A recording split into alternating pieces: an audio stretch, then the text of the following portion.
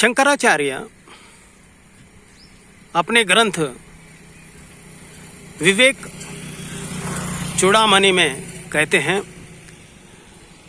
कर्म बुद्धि को सक्षम और सतर्क रखता है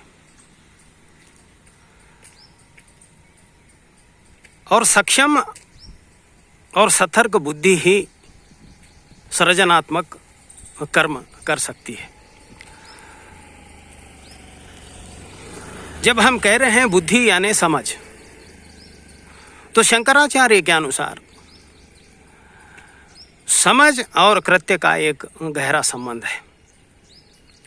सिर्फ गहरा संबंध ही नहीं, इसकी एक चैन है।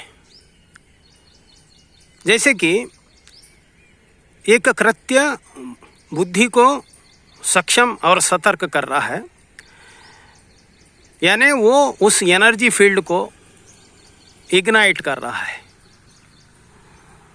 उसके भीतर के ऊर्जा को ज्वलंत कर रहा है।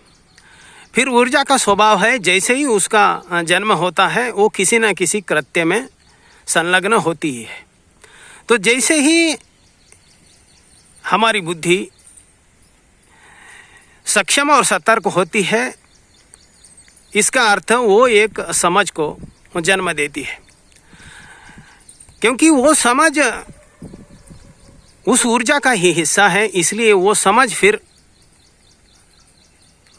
एक कृत्य में बहती है, जो कि एक सृजनात्मक कृत्य है। तो कृत्य और समझ, कर्म और बुद्धि का ये खेल चलते ही रहता है। इसलिए जो लोग कर्म में संलग्न हैं, वो हमेशा उनकी बुद्धि पौष्टिक और सतर्क रहती है, सक्षम और सतर्क रहती है। लेकिन हर कर्म, हर कृत्य बुद्धि को सक्षम और सतर्क नहीं बनाता।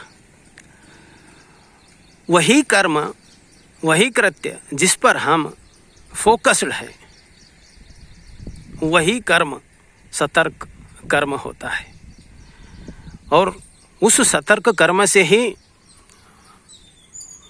जो नया कृत्य बनता है वही सृजनात्मक होता है। इसलिए जो लोग फोकस्ड है प्रतिपल किसी न किसी कृत्य में, वही लोगों का जीवन सृजनात्मक रहता है और वही लोगों की बुद्धि सतर्क रहती है।